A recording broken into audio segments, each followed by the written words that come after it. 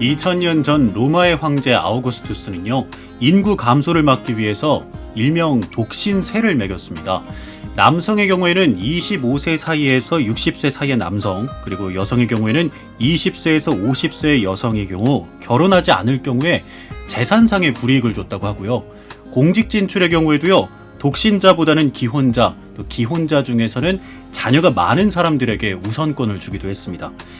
출산율 감소를 막기 위해서 정말 강력한 정책을 펼친 건데요. 그럼에도 불구하고 인구는 감소했고 로마 제국은 멸망하고 말았습니다. 많은 학자분들이 로마 제국의 멸망에 대해서 물론 여러 가지 이유가 있겠습니다만 이 인구 감소를 꼽기도 했고요. 로마인 이야기를 쓴 저자 시오노 나나미의 경우에는 출산 감소를 방치한 나라 중에 부흥한 예는 없다, 이런 말을 남기기도 했습니다. 우리도 인구 감소를 진지하게 고민해 봐야 할 시점이 아닐까 싶습니다. 인생은 아름다워 특집, 우리나라 인구 문제의 대책과 방향, 인구보건복지협회 서울지회 장인숙 본부장과 함께하겠습니다. 어서 오십시오. 네, 안녕하세요. 인구보건복지협회 서울지회 본부장 장인숙입니다. 네, 와주셔서 고맙습니다. 네, 고맙습니다. 출산율 감소와 인구 절벽 말씀을 드렸습니다만 사실 우리나라에서 화두가 된 지도 꽤 많은 시간이 지났습니다. 우리 사회가 직면한 최대 과제 중에 하나라고 해도 과언이 아닐 텐데요. 인구보건복지협회도 이 과제를 해결하기 위해 다방면으로 노력을 하고 있을 텐데 우선 협회에 대한 소개를 좀 부탁드릴까요? 네, 저희 인구보건복지협회는 1961년 4월 대한가족계획협회로 설립된 비영리 민간단체입니다. 그때는 가족계획협회였군요. 네, 그렇습니다. 네, 정부의 이제 모자보건법 위에 저희 그 설립 근거가 명시되어 있고요. 예. 2005년도에 이제 정부의 사업이 저출산 사업으로 이제 바뀌면서 저희 협회 명칭이 인구보건복지협회로 바뀌었으며 예. 올해 창립 61주년을 맞이하였습니다. 오랜 시간 동안 애쓰셨군요. 네네. 조금 더 소개를 네, 해주신다면요. 저희 협회 설립 목적은요, 저출산 극복을 위한 출산 장려, 모자보건, 건전 성문화, 네, 그리고 건강 증진 등 인구 및 생식 보건에 관한 조사와 연구, 그리고 교육, 홍보, 의료, 복지 대단히 많죠. 예. 네, 이런 서비스를 통해서 안정 인구 유지와 문화적, 경제적, 사회적으로 네, 건전하고 행복한 가정 생활을 영위케 함으로써 국민 생활의 질적 향상을 도모하는 데 그 목적이 있습니다. 예. 네. 서울지회 본부장을 맡고 계시는데 전국에 네. 몇 개 지회가 있습니까? 네, 전국에 이제 본부와 13개 지회가 있습니다.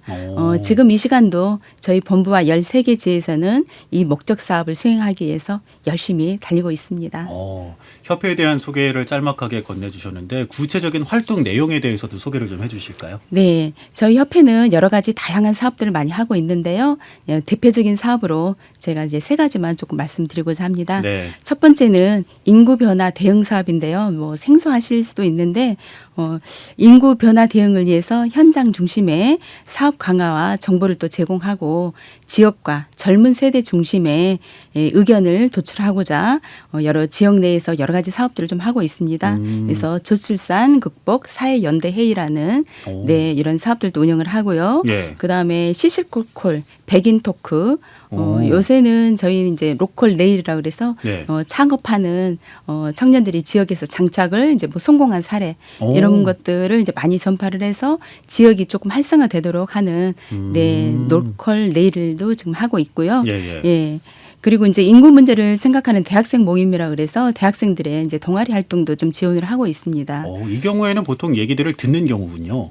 어떤 네, 의견들을 이제 갖고 많은 계시는지. 의견들을 들어서 요즘 세대들이 생각하는 어떤 생각을 가지고 있는지 이게 이제 정책에 반영이 되도록 저희가 이제 정부에 이제 의견을 뭐 제시도 하고요. 네, 저희가 또 할 수 있는 분야는 또 저희 협회 측에서도 시행을 하고요. 하고 있습니다. 네. 그리고 이제 두 번째 사업으로는 출산 모자보건 사업입니다. 국민 모두가 안심하고 자녀를 낳고 또 키울 수 있는 출산 문화 환경 조성을 위해서 네. 전국 13개 지회에 여성과 아동 건강센터를 좀 운영을 하고 있어요. 여기에서는 24개월 미만의 아이들을 교육을 시키고 또 엄마들이 이렇게 요즘 뭐 산후 우울증 이런 것도 네. 많이 힘들어 하시잖아요. 예, 그래서 예. 엄마들이 모여서 이제 자기의 고민들도 이야기하고 해소할 수 있는 자조 모임 이런 아. 것들도 저희가 이제 무료로 지금 현재 진행을 하고 있고요. 아이 키우기가 처음이신 분들을 위해서 커뮤니티를 제공하는 네, 사업이다. 그렇습니다. 네. 그리고 이제 직장 내 보시면 이제 뭐 휴게소에서도 모유수유실을 많이 보셨을 거예요. 예, 전국에 이제 모유수유실 이런 것들도 저희가 설치를 하고 엄마젖 먹이기 운동도 지금 홍보를 하고 있습니다. 네. 그리고 이제 인터넷에 떠도는 불정확한 정보들로 인해서 네. 아이를 키우는데 많은 시행착오를 겪으신 분들이 많을 거예요. 그래서 이제 그런 것들을 해소하기 위해서 저희가 아가사랑 사이트라고 그래서 예. 임신, 출산, 육아에 대한 종합 정보 제공하는 그래서 상담을 이루어지고요. 이제 전문가 상담까지 네, 같이 이루어지도록 현재 진행하고 있습니다. 예.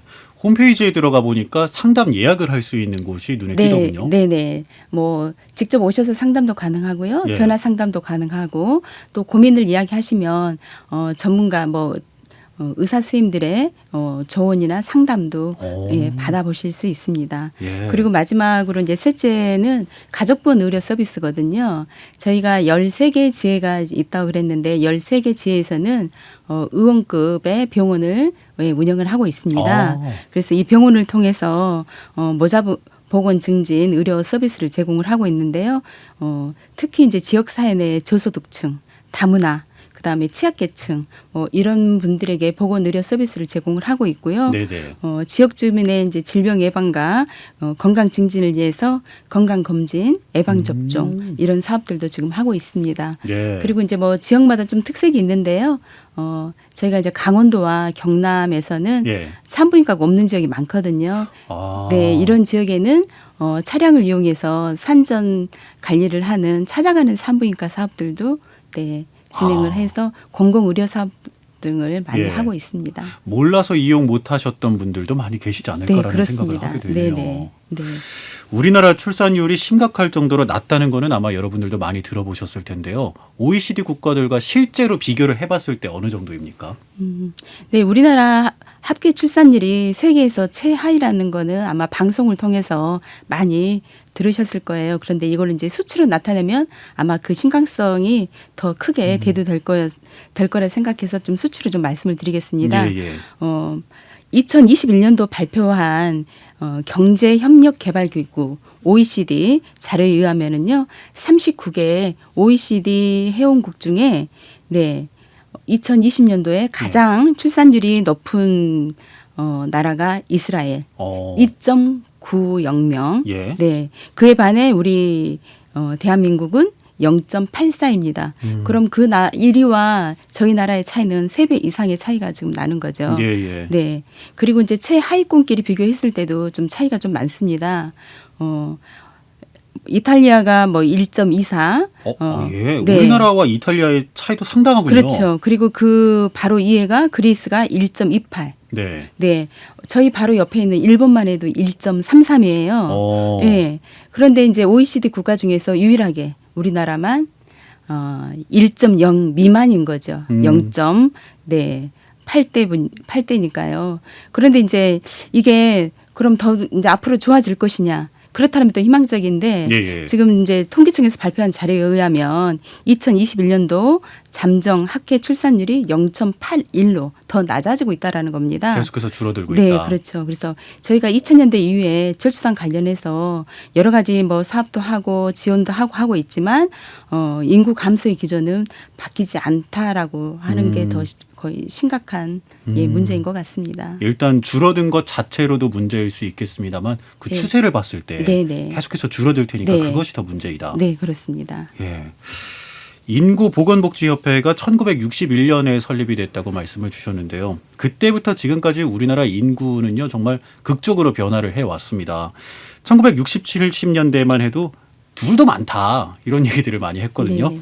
당시에는 출산을 제한하는 캠페인도 했었다고 영화나 드라마에서 보신 분들도 많이 계실 거예요. 네. 출산 정책이 시기별로 어떤 변화를 가져왔는지 좀 살펴본다면요. 네, 저희 협회가 이제 1961년도에 대한가족협회로 설립된 지 이제 61년이 지났는데요. 60년대 역사에 저희 협회 인구 정책을 보시면 이제 우리 협회의 역사가 인구 정책의 역사라고 그렇게 감히 말씀을 좀 드리고 싶습니다. 다양한 캠페인들을 진행을 하시니까. 네. 협회 이제 슬로건은 그 시대의 인구 정책을 이제 반영을 해서 많이 지금 슬로건이 나오고 있는데요. 출산 정책을 시기별로 조금 말씀을 드리면 1960년대에는 가족계획 사업이 국가 시책 사업으로 채택됐던 시기입니다. 네. 그래서 경제개발 5개년 사업에 저희 그 인구 정책이 인구 억제 네, 이제 쫓겨나게 하는 이런 정책이 이제 같이 묶여 있던 시기인데요. 그래서 인구 감일과 세계 최저 수준의 생산성으로 먹고 사는 것조차도 힘들었던 시기이기 때문에 인구 정책을 통해서 인구 수를 조절을 하면 국가적 이제 경제 발전에 이제 도움이 되겠다라고 했던 시기입니다. 아, 그 당시에는 사람이 너무 많아서 먹고 살기가 힘들다. 그렇죠. 네네. 그래서 그때 당시에 이제 슬로건을 보면 많이나 고생 말고 적게나 잘 키우자. 또 알맞게 낳아서 훌륭하게 기르자. 네. 그리고 3335 운동이라고 있었습니다. 네. 이게 뭐냐면은요. 3명의 자녀를 3년의 터울로 35세 이전에 이제 단산하자. 35세 이전에 출산을 이제 마치자는 거죠. 즉, 세 자녀를 건강할 때 낳아서 갖자라는 그런 캠페인이었습니다. 네. 그런데 이제 70년대에는요. 세 자녀도 많다라는 거죠. 그래서 이제 2자녀 시대로 바뀝니다. 그래서 그때 이제 슬로건은 딸 아들 구별 말고 둘만 낳아 잘 기르자. 아마 많이 들어보셨을 정말 많이 거예요. 들어보신 슬로건. 그래서 이제 70년대에는 이제 세 자녀였는데 이제 80년대 들어서는 이것도 이제 많다라는 거죠. 둘도 많다. 네, 둘도 많다. 네, 이제 60년대는 세 자녀, 70년대는 2자녀, 80년대는 둘도 많다. 네, 하나씩만 낳아도 삼천리는 초만원. 네, 많이 들어보셨을 겁니다. 그래서 한 자녀 더 갖기 이제 운동 시대로 더욱 강화가 됩니다. 80년대에는 한 자녀 갖기. 네네. 그래서 이렇게 이제 한 자녀 갖기를 하다 보니 이제 문제점이 좀 발생하죠. 남아 선호 사상. 그래서 이제 1990년대에는 이제 이거를 이제 조금 없애기 위해서 저희 슬로건이 잘 키운 딸 하나 열 아들 안 부럽다. 그리고 아들 바람 부모 세대, 짝꿍 없는 우리 세대. 아들만 낳다보니까 이제 짝꿍이 없어질 거잖아요. 그 90년대 시기에는 성차별 개선에 이제 노력했던 시기입니다. 저도 조금 기억이 납니다. 그렇습니까? 이제 그러다가 2000년대 들어서는 이제 국가도 그렇고 저희 협회도 이제 사업의 대전환이 이제 생겼습니다. 2000년대부터는 이제 저출산 시대로 이제 들어서면서 저희 슬로건이 아빠 혼자는 싫어요. 엄마 저도 동생을 갖고 싶어요. 이렇게 이제 더 이제 출산 장려 정책으로 이제 바뀌고 있고요. 또 한 자녀보다는 둘보다는 셋이 더 행복하다라는 다자녀 출산 장려 정책으로 인구 정책을 추진하였습니다. 그리고 2010년도에는 저출생 대응과 함께 개인의 행복 추구권을 이제 포함한 육아의 범사회적 책임이 좀 강해지긴 시기였습니다. 그래서 2010년 초기에는 자녀는 평생 선물, 자녀끼리는 평생 친구. 네. 그래서 자녀에게 물려줄 최고의 유산은 형제입니다라는 슬로건을 가지고요. 네, 혼자 하면 힘든 육아, 함께 하면 든든 육아로 저희가 이제 캠페인을 시작을 했습니다. 네. 근데 이제 2020년대 지금 22년이죠. 지금은 이제 육아는 한마음. 네, 아이는 큰 희망. 그래서 이 아이를 낳고 키우는 데는 이제 좋은 환경이 만들어져야 하고 다양한 사업이 이제 필요하다고 그래서 이렇게 육아는 한 마음으로 아이는 큰 희망을 주기 때문에 우리 사회가 모두 육아를 하는데 조금 동참하자는 그런 취지로 슬로건을 걸고 일하고 있습니다. 사실 지금 이 슬로건, 구체적인 슬로건에 대해서는 생소하신 분들도 많이 계실 것 같거든요. 육아는 한마음, 아이는 큰 희망. 이 말 안에 많은 것들이 담겨 있는 것 같다라는 생각을 하게 되는데요. 본부장님이 보시기에 우리나라 인구가 감소하는 주된 이유는 어디에 있다고 보시는지요? 네, 인구가 감소하는 이유는 뭐 경제, 사회, 문화적 요인 등 여러 가지가 있겠죠. 하지만 출산의 주체가 되어야 하는 청년 세대들이 앞으로 미래가 이제 희망보다는 불안이 더 강하기 때문에 결혼과 출산을 뭐 기피하는 현상, 이게 인구 감소의 주된 원인이 아닐까라고 생각을 해봅니다. 앞으로 먹고 살기가 더 나아질지 모르겠다 이런 네, 불안감이 네, 작용을 네. 한다라는 네, 말씀이신 그렇습니다. 거죠. 아마 공감하시면서 들으시는 분들, 보시는 분들 많으시지 않을까 싶습니다. 결혼과 출산의 청년 세대의 인식이 저출산에 큰 영향을 미칠 수밖에 없을 텐데요. 얼마 전에 인구보건복지협회에서 청년의 연애, 결혼 그리고 성인식에 대해서 조사를 하셨는데 청년 10명 중에 6명은 연애를 안 하고 있다 이렇게 나타났다고요. 네네. 구체적으로 좀 들어볼까요? 네, 우리 협회가 발표한 저출산 인식 조사 중에 청년들의 연애 경험을 묻는 질문이 있었습니다. 그중에 36.4%가 현재 연애 중이고 또 34.5%는 연애 경험이 있으나 네. 지금 현재는 솔로. 예. 그리고 29.1%만이 연애 경험 29.1%는 연애 경험이 없는 것으로 나타났습니다. 예, 예, 예. 즉 청년들의 65.5%가 현재 연애를 하고 있지 않다라는 겁니다. 네네. 또한 비연애 중인 청년들을 대상으로 비연애는 본인의 자유 의지에 의한 것이냐라는 예. 질문을 또 했는데요. 이 부분이 더 중요할 것 같네요. 어떤 분들이 70.4%는 예. 청년들의 본인의 자유 의지로 연애를 하고 있지 않다라고 했습니다. 아, 이분들은 네. 그냥 연애하고 싶지가 않아서 안 한다. 그렇죠. 네. 그런데 이를 이제 성별로 좀 구분해 보면 예. 남성이 61.4%, 여성이 82.5%. 네. 여성이 굉장히 높죠. 오. 네. 이렇게 지금 조사 결과에서는 나왔습니다. 약 70%의 청년들이 자유의지로 연애를 안 하고 있고 네. 이 중에 한 80% 정도가 여성이 차지하고 여성이죠. 있다. 네네. 오야. 드라마나 영화에서 보면은요. 연애하고 실현하는 청춘들의 모습을 많이 다루고는 하는데 현실은 좀 다르게 나타났다고 보여지는데요. 연애하지 못하는 이유 뭐라고 응답을 했는지요? 연애를 하지 못하는 이유는 자유의지로 비연애 중인 청년에게 이제 저희가 물어봤습니다. 네네. 네, 복수 응답 중에서 정신적, 경제적, 심리적으로 여유가 없어서라는 응답이 58.7%로 가장 많았고요. 연애 자체에 관심이 없어서가 36.1%, 또 마음에 드는 상대가 없어서가 31.1%로 3위를 차지했습니다. 네. 여유가 없어서 연애를 못 한다면은 이거 결혼이나 출산은 더 할 것 같은데 결혼과 출산에 대한 인식도 조사를 하셨는데 어떻게 나타나셨습니까? 네, 먼저 결혼에 대한 인식을 말씀드리겠습니다. 청년들에게 결혼 의향이 있는지에 대한 물음에 49%가 결혼 의향이 있다라고 응답을 하고 있고요. 51%가 의향이 없다라고 예, 응답을 하였습니다. 근데 이거를 또 성별로 보면은 남성은 43%, 여성은 56%가 결혼 의향이 없다라고 답을 했는데요. 청년 가반수가 결혼 의향이 없으며 또 여성이 조금 더 결혼에 대한 부정적인 조사가 좀 나왔습니다. 출산 의향도 마찬가지로 출산 의향이 있다가 43.7%, 없다가 56.3%였습니다. 마찬가지로 남성이 48.3%고 여성이 65.4%입니다. 결혼과 마찬가지로 가반수의 청년이 출산 의향이 없으며 또 여성이 예.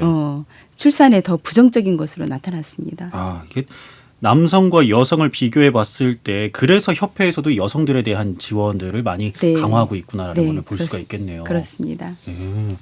연애하지 않는 이유 또 결혼하지 않는 이유는 또 다를 것 같은데 결혼 의향이 없는 이유에 대해서는 뭐라고 응답을 했습니까? 네, 결혼을 꺼리는 이유 중에는 성별 간에 좀 차이가 있었습니다. 남성의 경우에는 경제적 여유가 없어서가 71.4%로 일이 굉장히 많은 프로테이지죠. 아. 그리고 혼자 사는 것이 행복해서 네네. 이거는 37%, 또 결혼할 만한 상대가 없어서가 28.2%입니다.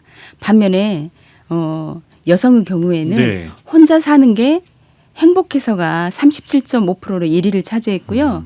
또 가족이라는 제도에 얽매이고 싶지 않아서가 33.8%로 2위, 경제적 여유가 없어서가 30.9%로 3위로 조사됐습니다. 네. 조사 결과를 좀 저희가 주의 있게 살펴볼 필요가 있는데요. 남성은 1위가 경제적 여유가 없어서가 71.4%로 압도적으로 높게 나타났다고 했잖아요. 예, 예. 그러면 남성의 경우에는 경제적인 문제만 해결이 된다면 결혼을 하겠다로 이렇게 저희가 봐도 될 것 같아요. 마음에 드는 사람이 나타나면은 그렇죠. 내가 준비가 되면은 할 생각이 있다. 이렇게 이해가 되는 그렇지만 이제 거죠. 반면에 여성은 1, 2, 3위가 거의 비슷하게 지금 분포가 나타나 있고요.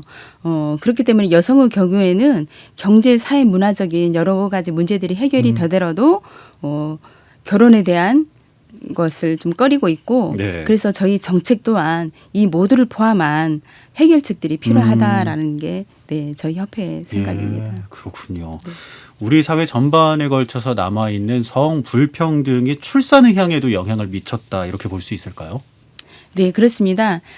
저희 조사 결과에 따르면 성불평등을 경험 유무에 따라서 출산 의향 여부도 조금 바뀌었는데요. 예. 성불평등 경험이 있을 때 출산 의향이 있는 경우는 39%, 성불평등 경험이 없을 때 출산 의향이 있는 경우는 48.1%로 더 높게 나타났습니다. 그래서 성불평등을 경험한 청년들이 출산에 대해 더 부정적이다. 네, 조사 결과에서는 이렇게 지금 나타났습니다. 그래서 여기서 얘기하는 성불평등을 경험한 청년들이라면 하면 여성들을 얘기하는 걸까요? 이제 남성, 여성이 다 이제 포함이 되죠. 아, 그래요? 네, 저희가 이제 조사를 할 때는 남녀 다 조사를 했기 때문에 네. 예. 성이랑 하면 뭐 남성도 네, 불평등을 겪을 수는 있지 않겠습니까? 네. 그렇게 조사가 됐군요. 네. 코로나 기간 동안 어린 자녀를 둔 일하시는 어머님들 그리고 일하시는 아버지들의 경우에는 양육 때문에 어려움을 겪은 부분들도 크지 않았을까라는 생각이 드는데요. 코로나19로 인한 팬데믹이 출산이나 육아에는 어떤 영향을 미쳤는지요? 네. 저희 협회는 2021년도 작년에 제8차, 9차 저출산 인식 조사를 했습니다. 제8차에서는 코로나19와 워킹맘의 육아 해법 모색이라는 주제로 실시를 했고요. 제9차에는 육아 대디가 경험하는 육아와 일을 주제로 조사를 했는데요. 조사 결과에 따르면 코로나19 상황 속에서 워킹맘의 10.3%와 배우자의 10.9%가 전일제 근무에서 시간제나 또는 전일제와 시간제를 이제 뭐 믹스한 근무 방식으로 이제 변경이 됐고요. 설문조사의 대상의 52.1%가 코로나 기간 동안에 돌봄 공백을 경험을 하는 등 코로나19 팬데믹은 출산, 양육 환경에도 많은 영향을 끼쳤음을 알 수 있습니다.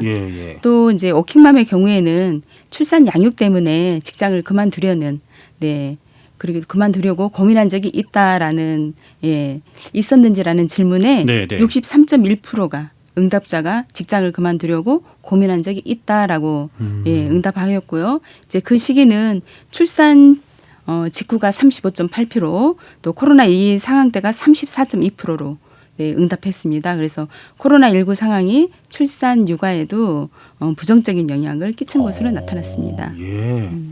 그리고 또 조사한 부분들이 있다고요. 네. 그리고 이제 하지만은 이제 코로나 상황 속에서 자녀와 함께 보내는 시간이 좀 길어졌잖아요. 그래서 그런 시간이 길어짐에 따라 자녀의 관계가 좋아졌다는 응답도 20%가 있었고요. 또 이전과 비슷하다는 응답은 63.5%로 이제 나타났습니다.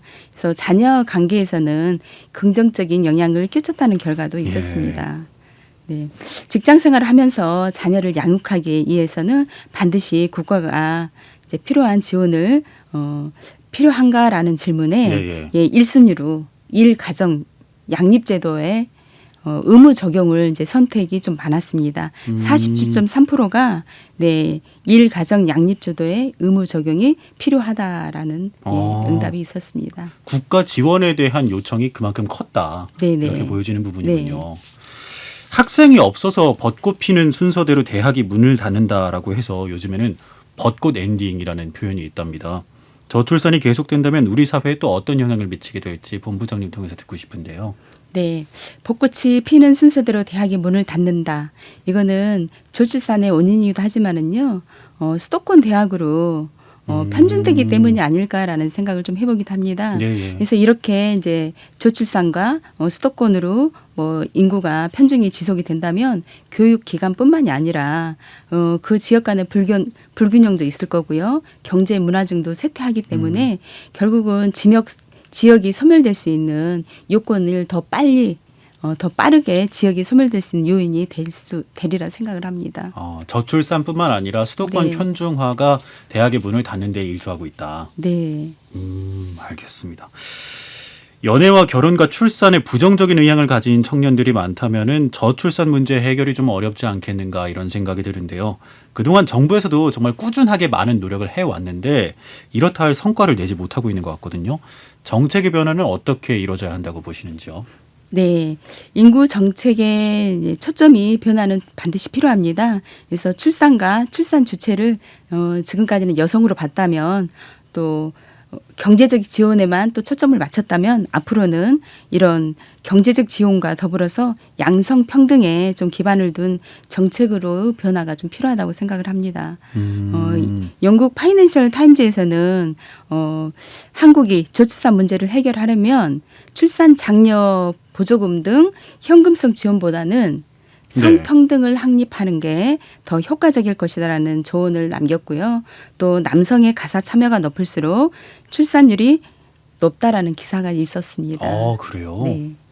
구체적인 사례를 좀 살펴본다면 출산율을 높인 대표적인 성공 사례로 프랑스를 꼽는 경우가 많더군요. 그들은 어떻게 출산율을 끌어올렸는지 프랑스의 경우 그리고 그 모범 사례가 될 수 있는 국가들의 경우에는 어떤 모양새를 띠고 있는지 좀 살펴볼까요? 네네. 프랑스는 2020년도 합계 출산율은 1.86으로 OECD 국가 중에 상위권에 속하고 있습니다.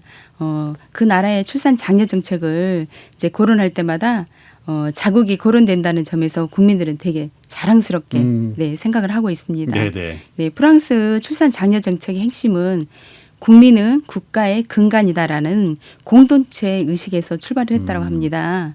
예, 1930년대 경제 대공황과 고질적인 정치적 불안정 상황에서도 국가의 연속성을 위해서는 강력한 인구 정책이 필요하다는 사회적 합의가 이루어졌고요. 예. 또 그 결과로 1939년 가족법이 제정되어서 양육비 부담을 최소화하기 위해서 다양한 수당을 또 지급을 하고 있습니다.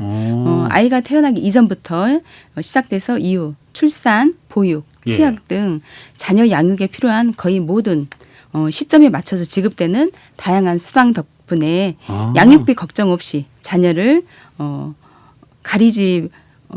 자녀를 뭐 걱정을 하지 않고 키울 수 있다라고 합니다. 또한 프랑스 육아를 사회 공동체의 책임으로 인식하기에 직장을 가진 엄마들도 마음 편히 일할 수 있다고 합니다. 그래서 생후 3개월부터 3세 미만의 아이들은 공동 육아시설, 우리나라로 따지면 어린이집이죠. 예, 클라시라는 데서 맡아서 지금 맡아주고 있고요. 네네. 또 공립과 사립을 분문하고 모든 클라시에서는 국가 지원을 받기 때문에 가정의 보육 부담이 좀 낮은 편입니다.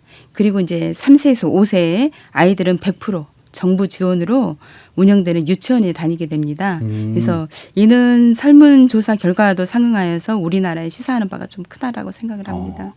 주신 말씀 중에 출산 장려 정책의 핵심이 국민은 국가의 근간이라는 공동체 의식에서 출발했다 이런 말씀이셨잖아요. 그렇습니다. 저희 얘기를 듣고 나서 각 국민들이 공동체를 위해서 이것을 해야만 한다 이런 얘기인 줄 알았는데 오히려 반대로 너희들이 공동체를 이루고 있는 사람들이니까 그만큼 공동체에서 책임을 져주겠다 이런 얘기로군요. 네네. 우리에게도 시사하는 부분들이 정말 많은 것 같습니다. 그렇습니다. 인구보건복지협회에서도 저출산 문제에 대해서 적극적으로 대응을 하고 계시는데요. 구체적으로 어떤 활동을 하고 계시는지 다시 한번 짚어볼까요? 네. 앞전에도 좀 말씀을 드렸듯이 첫 번째는 저출생, 인구 절벽이라는 이제 국가 차원의 문제에 대해서 국민들이 관심을 갖고 또 함께 참여할 수 있는 통로들을 만들고 또 해결책을 제안하는 인구 변화 대응 사업입니다.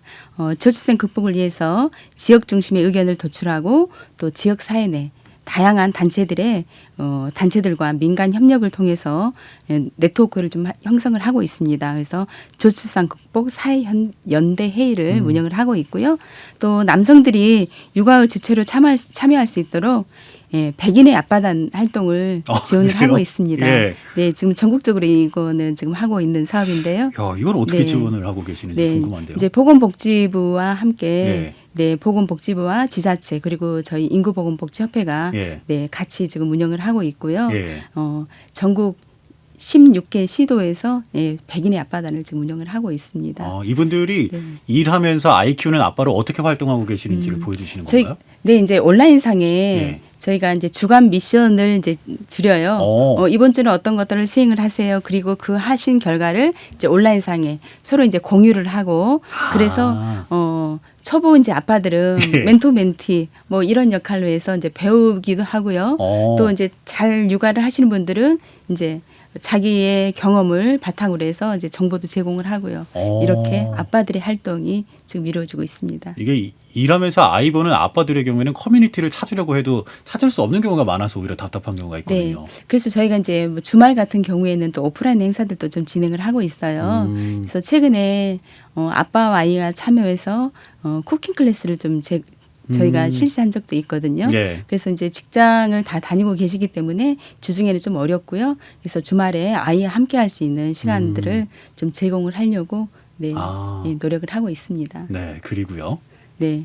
그리고 또 다양한 계층의 시민들에게 인구 교육을 실시를 하고 있습니다. 그래서 미래의 출산 주체인 대학생들의 임신, 출산에 관한 긍정적인 인식 제고를 위해서 인구 문제를 생각하는 대학생 모임, 좀 전에 말씀을 드렸죠.